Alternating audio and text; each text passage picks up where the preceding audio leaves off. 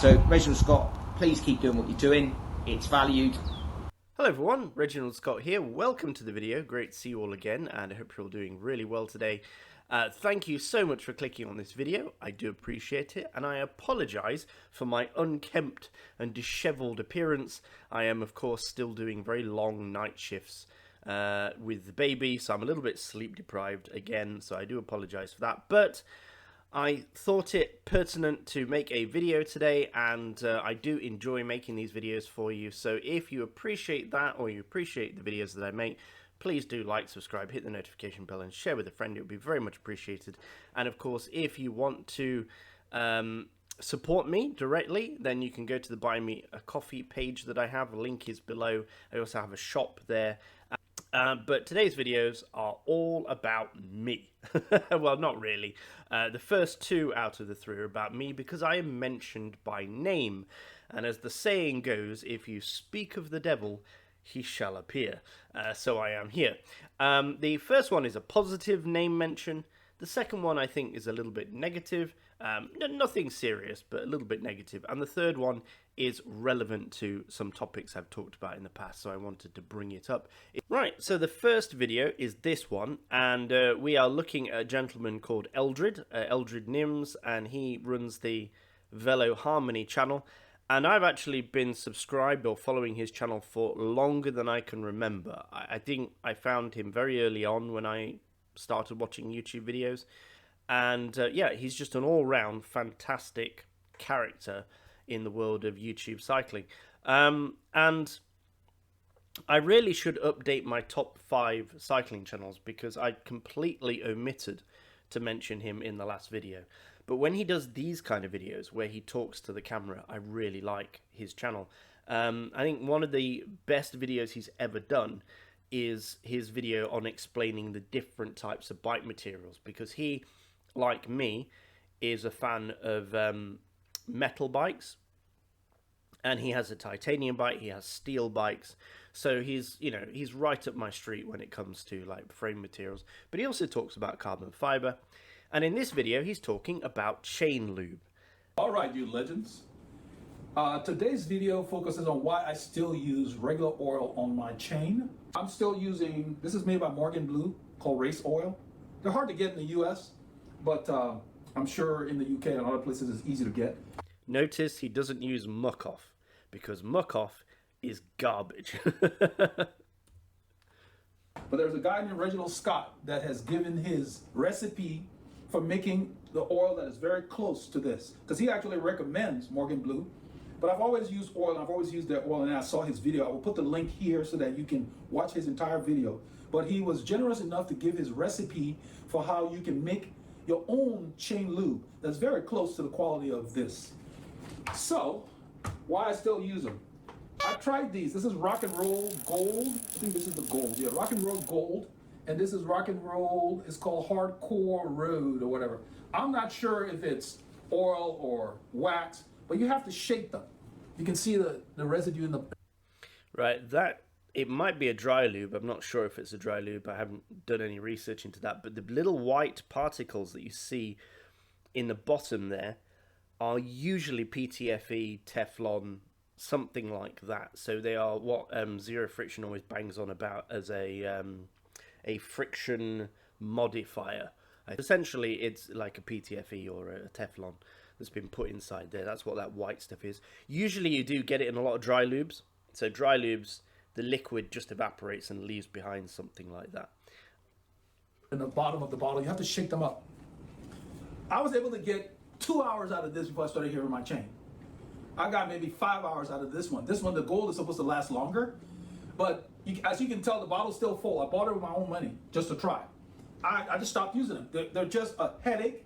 You know, I read the instructions of how to apply it, and they want you to do it a couple of times or whatever. But, you know, applying oil to the chain is kind of straightforward. I just basically put it on each link and then spin it around and wipe off the excess. But I mean, for a rider like him, and for, you know, other riders who do substantial mileage in the week, not me anymore, but say when I was free to go riding frequently and I would be training for races and stuff, I would be doing 10 to 15 hours a week. So even the better lube that he's talking about here, you know, this branded lube, is giving him 5 hours until the chain starts to make noise, which is not a good thing. You don't want the chain making noise, because that's, if the chain's making noise, it means the lubrication's come out of the chain. You want a quiet chain. Quiet chain is an efficient chain.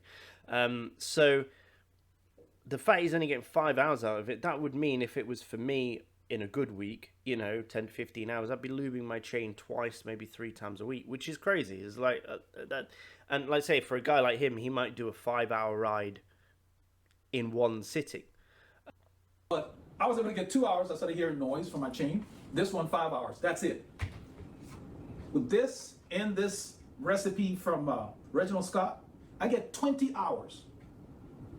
I ride a lot. I ride often. I'm busy. I do other stuff. I don't just ride bikes. So I don't have time to be messing around, reapplying lube every day, because I'd have to if I tried to use these guys. So on Saturday, I'll ride 6-7 hours. During the week, I might ride between 1 and 3 hours early in the morning. I put this thing on my bike, either one of these, and all I have to do is when I get back, take maybe a minute or two, spin backwards on the chain and just wipe the excess. You know, you pick up crap when you're riding. I like keeping my chain clean. So if I need to fix a flat or whatever, my hands don't get filthy. That's all you have to do. So 20 hours versus 2 hours. This costs more. 5 hours for this. It was a no-brainer. That's why they're just sitting here collecting dust. They're going to go in the bin. I'll recycle them. But yeah, so if you're on the fence about what to use, they got all kinds of other stuff out there. I've even tried this muck-off dry lube. It wasn't that much better. So I've tried the gamut, because I always have an open mind. There might be something better, but it comes full circle to just using oil. And they're oils designed for bicycle lube. They're not heavy motor oil and so forth. But these gave me, I can go more than a week. So I'm riding, let's say 15 plus hours a week. I don't have to lube during the week. I just wipe the chain and keep riding. So it was a no-brainer. And so if you're somebody who's riding, say 5-7 hours a week, you put this on there, you're gonna go at least 3 weeks before you need to do anything, unless you get caught in a rainstorm or whatever. But so it's a no-brainer. This works. These guys are a great marketing ploy. They just don't even come close to the performance you get from these guys. I love my chain to be clean and also quiet. Isn't it interesting that the expensive branded lube, even this big bottle here, right, he's having to apply every 2 to 5 hours, whereas the stuff I'm showing you how to make, and the Morgan Blue stuff, which I recommend because Morgan Blue is blooming good. I'll tell you how good Morgan Blue is. The bike teams, the cycling teams, the pro teams who are sponsored by Muck-Off, they don't actually use Muck-Off products. They only use the Muck-Off products outside the bus for photographers. When they actually really do the proper servicing on the bikes, they're using Morgan Blue. That is what I've actually seen it, and I've had it told to me that is the case. So that is how good Muck-Off products are.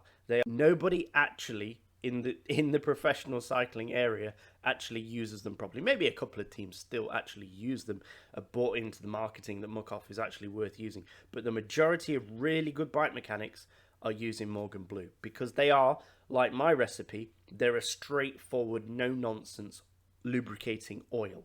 How could it be that somebody with an unprofessional setup, you know, can develop a bike oil which outperforms a professional company's bike oil by nearly 3 times?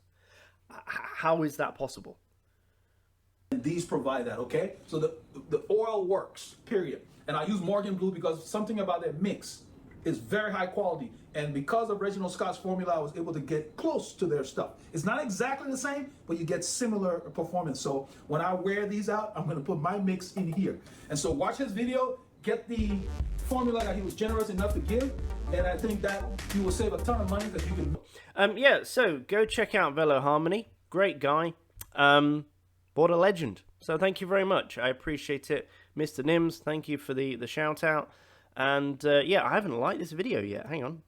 I thought I had. Okay, there you go. Like. All right, moving on to the next one. Okay, video number 2. And we're back with George Vargas. Now, George Vargas has made this rant about TPU versus Tubeless. Again, he's hammering TPU as a bad idea. He doesn't know why anyone would use it. He uses all these kind of hyperbole sort of and phrases to denigrate the to denigrate even countenancing the idea of using TPU. And I don't understand this argument. I have a problem with this argument. And I have George on WhatsApp. I can text him on WhatsApp, and I have tried, but he hasn't responded to my last message as far as I'm aware. Let me just double check, because I have him in a group with let me see now, Giovanni. I've screenshotted it. So there's my last message to George, and he hasn't replied. And it's about the fact that when I comment on his videos, my comments disappear. They get deleted. Now, I don't know whether it's YouTube doing it or whether it's George doing it. So I asked George directly on the message group. I said, I don't know what YouTube is up to. So I'm accusing YouTube. I'm not accusing George. I said, I don't know what YouTube is up to. But often when I comment on your page, my comments disappear, ? Do you see it? ? Like, can he see it from his side? Maybe it's only shadow banned from my side or something. Did it end up in your held comments? You know, sometimes if you make a rude comment on someone's page, it gets held in a special area. I'm not being rude in my comments, so I don't know why my comment would be held. I said, is it in held section for review? ? Smiley face. Zero response. I sent that Tuesday the 21st of October. So I don't know, George. Please tell me, why is it whenever I try and defend myself in your videos, or my perspective in your videos, it gets deleted? It's getting frustrating. I'm going to blame YouTube. I just want George to confirm that it is YouTube doing it. This right here is a TPU tube from Schwabe. A German person can help me pronounce that word correctly, so please make a comment down below, phonetically. This is a TPU tube. And I've got this ongoing feud with Reginald Scott and his viewers about how I just do not understand why people would ride TPU tubes. We've tried to make him understand. Okay, we've given the advantages, which are clear on TPU. The advantages are literally measurable. Yeah? Weight-wise, it's literally measurable. So we've tried to explain why we do it. It's like, it to me, the argument, I'm already set off by this, but to me it's like somebody who buys a sports car, okay, 2-seater sports car, and somebody who buys a people carrier, you know, an 8-seat van with loads of seats, 8-seater van with loads of seats in it, because one person has a big family of, say, 5 kids, and another person is a single, you know, businessman who's unattached, and the only time he's ever got anyone in his passenger seat is some floozy he picked up in a bar, you know. And it'd be like the guy with the people carrier saying, I don't understand why anyone would drive a sports car with only 2 seats. And the guy in the sports car going, I don't understand why anyone would buy a people carrier. You know, it's so unsexy. No woman's going to want to get in that. And I'm saying, I understand why both people would buy either one of those cars. I understand because in this guy's situation, it makes sense to have a 2-seater sports car. And this guy with his family, it makes sense for him to have an 8-seater car. But George is like the guy who can't understand why the other person is buying the 8-seater car. The advantages are obvious. George is looking at the sports car and going, it's sexier, it's faster, you know, it's red. Why would anyone buy a grey people carrier with 8 seats that's slower than my sports car? That doesn't make any sense. That's the argument George is coming with, and I don't get it. I don't get why he doesn't get it. And if you haven't watched the other videos in the series, let me give you a synopsis. Basically, these tubes are super expensive. $40, you know, the new Silka ones are in the $40 range, you know, $45. So that's Pirelli. I already answered this question. It depends the brand you buy. I've got floods of people in my comment section telling me that they buy their TPUs off AliExpress or Temu or wherever, right?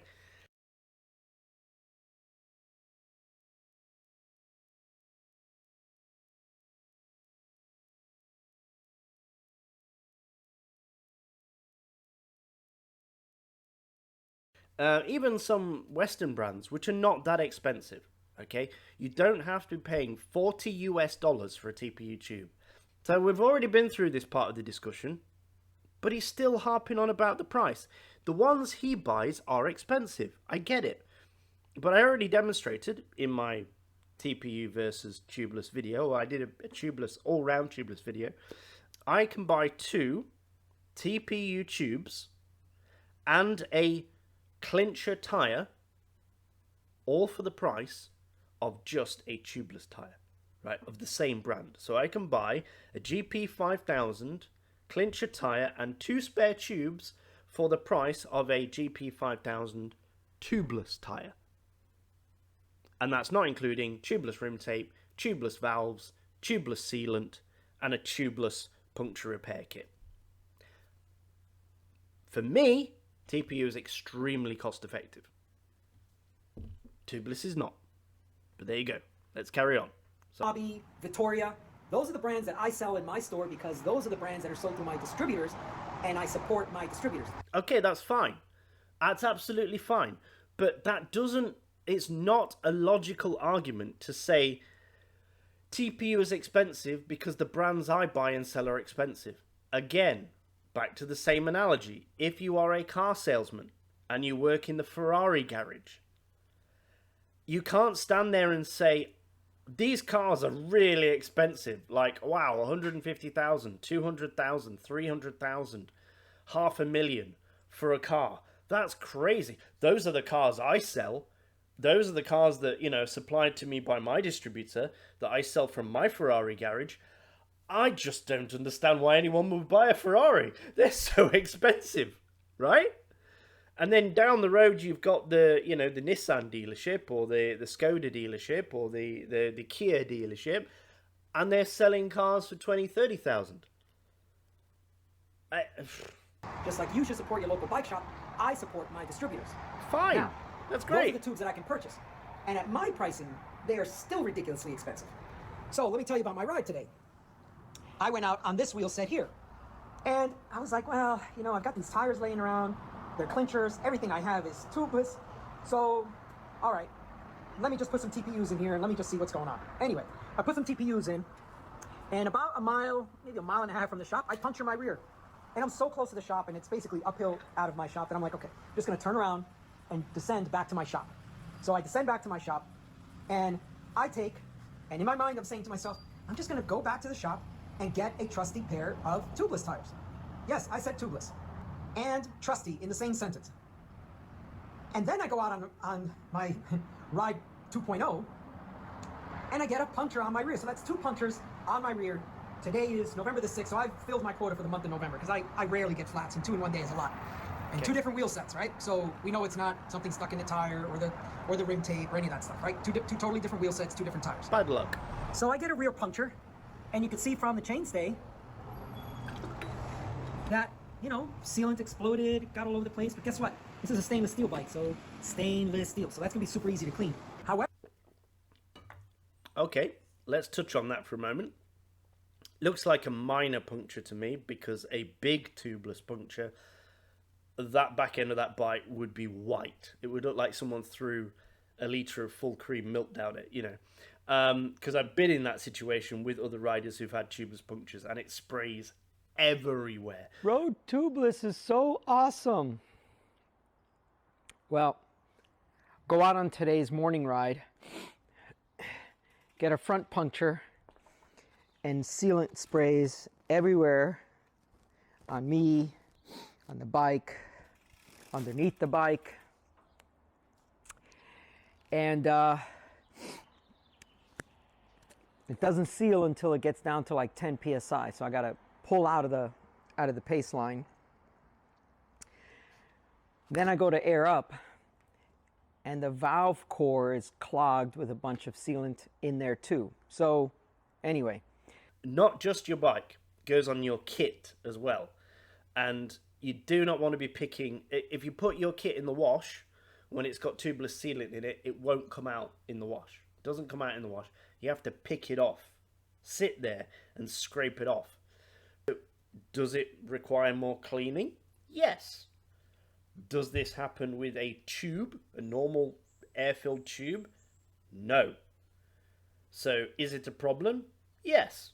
It's a minor problem. You don't mind cleaning it if you're George, but I do. I don't want to be cleaning my bike all the time because it's got sealant on it. I'd rather not. However, the most important part of this whole video is that I got the puncture, and it literally, I mean, it is so, the tire is, I think I might have lost 5 PSI. That's it. I didn't even stop. I kept going, sealant spraying all over, and then it just stopped. It doesn't seal until it gets down to like 10 PSI, so I gotta pull out of the pace line. And I was like, yeah, Sealant why spraying the all heck over. did I waste 40 retail dollars on this TPU tube? And there's one in the front as well, by the way. So I'm just gonna have to pull that out and maybe make it a spare. I mean, that's the only... Right. Firstly, again, it's the cost. You wasted 40 retail dollars, but that doesn't mean my viewers today are going to be wasting 40 retail dollars on TPU. If you do that, I don't know why you're doing that. Even if your TPU tube cost you $40, if you have one puncture in it, you don't need to waste $40. They're very easy to repair. Last ride I did, I got a puncture with a TPU tube. I switched the tube out because I carry 2 extra tubes with me while I ride. They are tiny and they hardly weigh anything. They don't throw away my $15 TPU tube because that's what they cost, 15, 20 bucks for a TPU tube. I don't throw it away. I put it up on my work stand, on my bench. I get out my soldering iron. I have a video on this. I'll try and post it below. 5 ways to repair your TPU tubes. I am very, very good now at repairing my TPU tubes with a soldering iron. And I patched my last one that punctured with a little piece of TPU patch. I heated it onto that patch, and that is a permanent fix that is as strong, if not stronger, than the original tube. And it doesn't add very much weight to the tube at all. Less than 1/10 of a gram, probably. And yeah, permanently fixed. That goes back in my rotation. I haven't wasted any money. You wouldn't throw your tubeless tire away just because you had one puncture that didn't seal. No, of course you wouldn't. That would be daft. Appropriate use I can see for a TPU. They are so small that they take up so little space. You know, I mean, it actually bounces around inside this little box. So I could use it for a spare, but I mean, it just doesn't make any sense. Right, so, and there are a lot of people using tubeless systems out there that carry TPU tubes as backup. Even GCN recommend that. And there are presenters of GCN who, even after all the tubeless propaganda they have pushed, refuse to switch to tubeless. That still, after being in multiple videos about how wonderful tubeless is, are still using TPU tubes. Tubeless tyres are great! Until they aren't. Oh, shit. So I've stopped using tubeless tyres on some of my bikes for several very good reasons. And the more I think about it, there are some very good reasons why you shouldn't be using tubeless either. To me, it sounds like George just had bad luck that day. But isn't it interesting that he punctured with the TPU and then he went out and immediately punctured with the tubeless? So there was clearly something very wrong with the roads on that day. I've been to where he lives. I've seen the roads where he lives. I've walked the roads where he lives. And they are so clean. I cannot believe how clean the roads are where he lives. So clean. I've got other people in my comments, you know, from all around the world who've tried tubeless, and they said they got too many punctures and too many of them wouldn't seal. The worst thing in the world is a tubeless tyre that won't seal. A tubed tyre that won't seal or gets punctured is not the worst thing in the world, right? It's an annoying thing, but it's not terrible. If you've got a tubeless tyre that refuses to seal while you're 50 miles from home, that is a massive pain in the backside. It's a messy, calamitous situation to be in. A punctured tube is nothing. 5 minutes, switch out the tube, pump her up, off you go. Tubeless is the much better system. It seals on its own. It doesn't seal until it gets down to like 10 PSI, so I gotta pull out of the pace line. So yeah, I mean, if you wanted to, you could put sealant inside a TPU tube, and I actually think that would work way better than a tubeless system, because the sealant would be held in the tube. If you ever had to do any maintenance to your bike, for example changing the tyres, the sealant would be trapped in the tube, so you wouldn't have to get messy.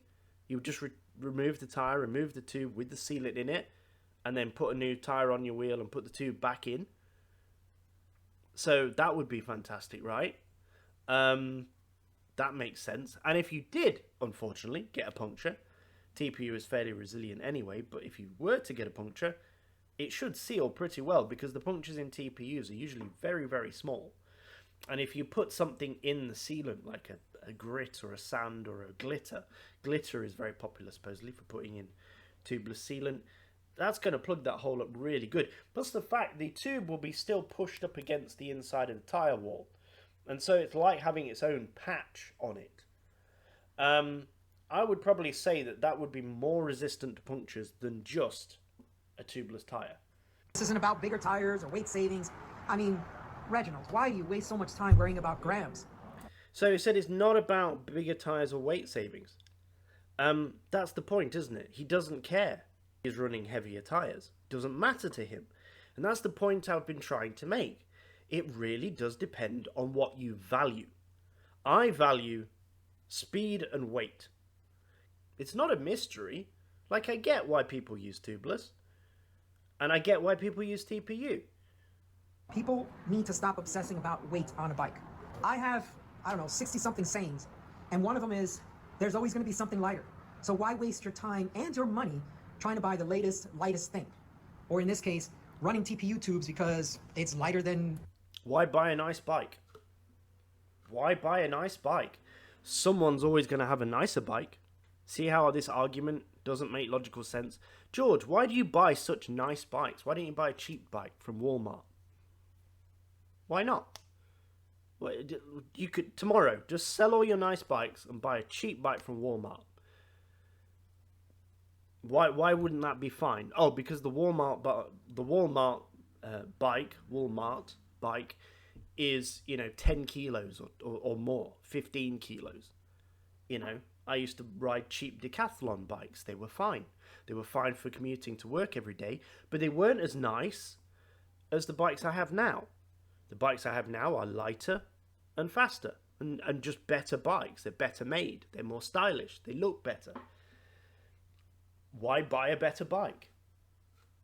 Isn't that the same argument as why worry about weight? Because somebody else might have a lighter bike than you? Yeah, okay. I admit my 6.4 kilo titanium bike isn't the lightest bike in the world. But I'm very proud that my titanium bike is 6.4 kilos. And when I pick it up to take it off the wall, I don't struggle because it's so blooming light. And when I ride up a really steep hill, I can feel the difference. And when I accelerate on it, I can feel the difference between that bike and a heavier bike. I want a lighter bike because I want a lighter bike. I like it. I enjoy it. It makes me happy. Just saying, oh, somebody's going to have a lighter bike than you, so why bother? Why buy anything? Why buy a nice phone or a nice car or a nice house? Someone's always going to have a nicer house than you. Why buy a nice house, George? Why not just live in a cardboard box? Do you know what I mean? I don't understand the people who say, oh, weight doesn't matter. Okay, if weight doesn't matter, get some house bricks and put them in your jersey pockets before you go riding. Why not? Weight doesn't matter. No, you wouldn't do that. That's silly. You wouldn't add more weight unnecessarily. So, if you have the opportunity to reduce the weight of your bike, and it's not going to cost you significant money, why not do it? Like, why not? Right? Same for group sets. He's saying, oh, weight doesn't matter. He's got a Dura-Ace group set. If 105 and Dura-Ace shift exactly the same. They literally, between the cable operated Dura-Ace and the cable operated 105, there is basically zero difference. It would be very, very difficult in a blindfolded test for me to tell if I was on Ultegra 105 or Dura-Ace based on the shifting. If they were tuned up to perfection, 105 is going to shift just as well as Dura-Ace. So why buy Dura-Ace? Why, George, do you have Dura-Ace on your bike and not 105? If weight doesn't matter. Like, for example, all the bolts on my bike are titanium. Didn't cost me that much, a few dollars extra to get titanium bolts. And the other added advantage of titanium bolts is they don't rust. So not only are they light, but they also don't corrode. Pretty cool, huh? But, it's a cheap upgrade that makes my bike lighter. And all these little cheap upgrades together make my bike much lighter overall. But people say, like oh, you can save 3 kilos off your body weight. Fine. So why haven't you? Whenever I do make a video about losing weight, and obviously being an overweight person myself, I do get some rather odd comments. I can hear them now. I've been watching your channel for 2 weeks and you're still fat. When are you going to actually start losing weight? That would be my first thing. If you're saying, oh, I could do this, you haven't, right? Why?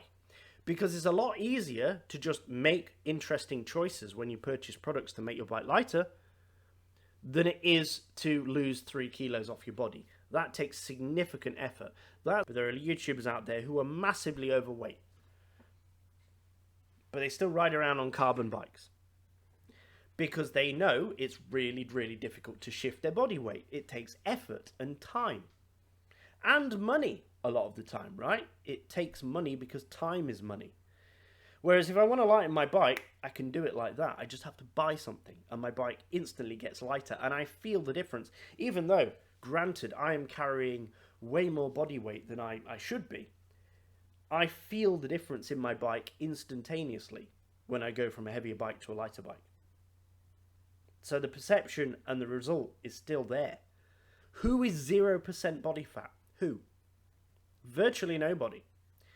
So at what point, at what weight do I have to be that I can then justify lightening my bike?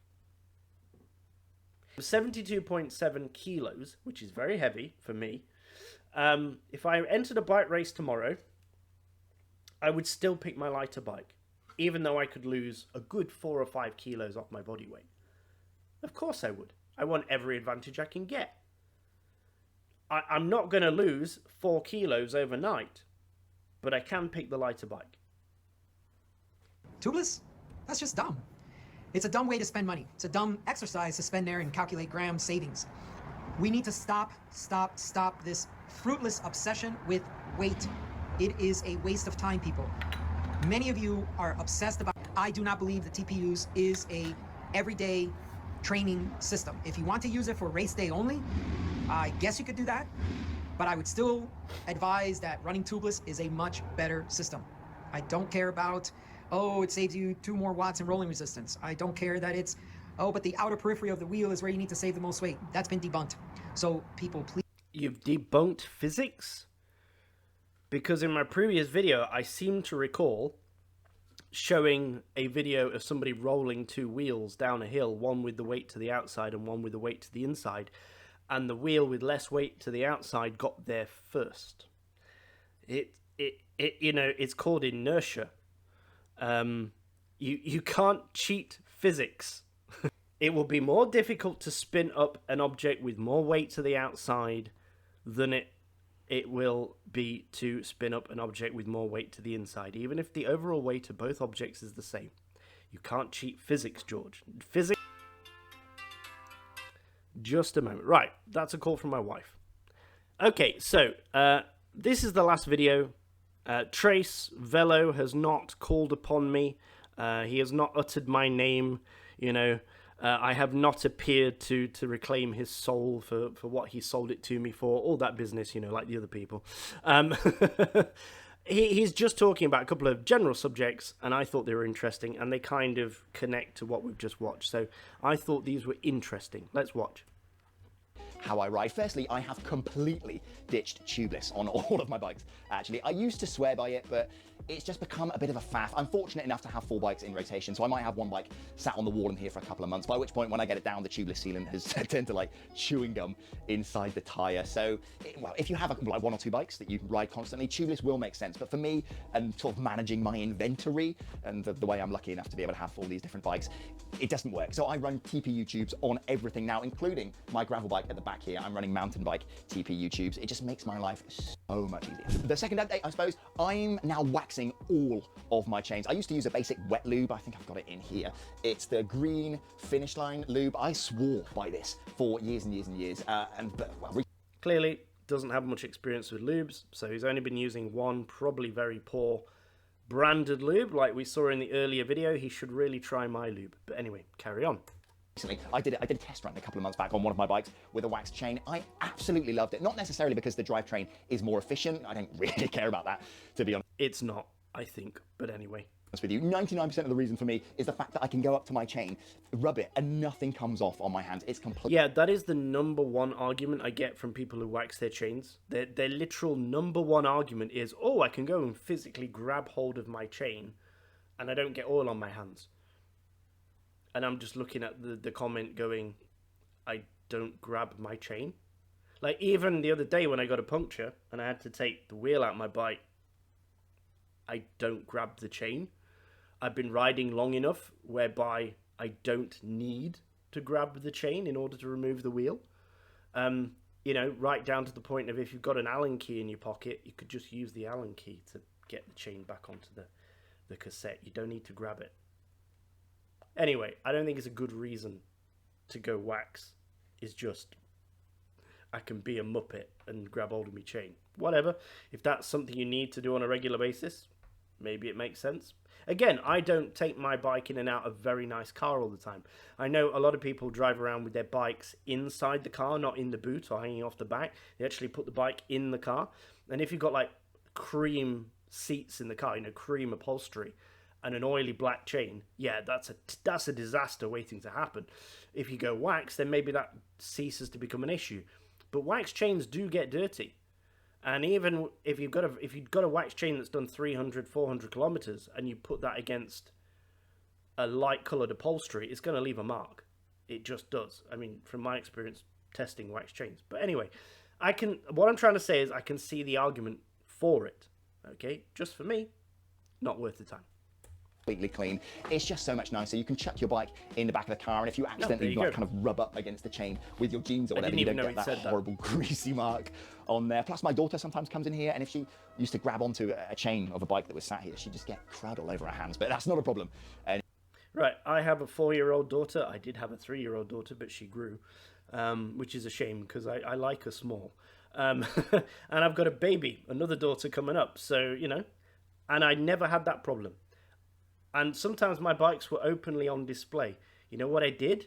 When they were very, very young, they had somebody around with them. So I would not allow my 2-year-old to be on her own unsupervised next to my bike. That way she never touched the chain. And when she was old enough to understand what I was saying, I literally took her to the bike, I showed her the chain, and I said, don't touch. And she never did. So, and I think for most people, we keep our bikes in garages or in sheds or in a special bike dedicated room in the house. So why would the 3-year-old be unattended in that room alone to just touch anything? Because touching the disc brake rotors could be dangerous. You know, putting your fingers in the disc brake rotors, if the bike is hanging off the ground and the wheel would turn, you could cut your finger. So again, I would never leave a child unattended around a bicycle, especially a 3-year-old. You know, they could pull the bike onto them. My steel shopping bike is very heavy. It's nearly, 13 kilos. I don't want a 13 kilo steel bicycle falling on a 3-year-old. That's going to hurt, probably do some significant damage. So again, I don't think this is a valid argument for having a wax chain. Anymore. I've got a kind of quite cheap and quick way to get it done, so maybe I'll cover that in an upcoming episode if you want to see it. But yeah, that's what I'm doing. Whether or not I continue it into the winter, we will see, because I've noticed that when you get caught out on a wet ride with a waxed chain, you basically have to re-wax the entire thing because the chain starts squeaking and gets rusty very quickly. So that is a bit of a pain. So it's worked for me. Right. Do you hear what he said there? He said he doesn't know if he's going to run this through winter. He's going to see what happens, because every time the chain gets wet, he has to re-wax it. And it's a bit of a pain, and look at it, it's turning orange. And in my previous video, I think I stated, if I was to wax my chain here in Brunei, by the end of the month, it would be orange. There's your evidence. Here, it's monsoon season right now. It's raining virtually every day. The roads are continuously wet. You continuously get trapped in a rainstorm if you are riding. It simply wouldn't make sense for me to wax my chain. It would be way too much labor. I was waxing and re-waxing the chain too frequently. You're supposed to be able to wax it and leave it for 300 kilometers. If you live in Egypt, makes perfect sense. If you live in San Diego, George is a big fan of waxing, San Diego, where the rainfall is like 1 millimeter per decade, you know, wax your chain. But if you live in Brunei and Southeast Asia in a rainforest, it doesn't make sense. All right, folks, that's the end of the video. Thank you for watching. As always, folks, do stay safe when you're out riding. Please do check out the links below, especially the Buy Me the Coffee page if you want to support the channel. And as always, folks, I shall see you in the next video. Yeah, safe riding. Bye-bye. You know, when you came in, I was watching a Reginald Scott video. I didn't know that. Yeah, the video. Yeah, I was just watching. I really like Reginald. Yeah, it's a great guy. It's very funny. I watch all his videos. I watch all the videos of Reginald, George,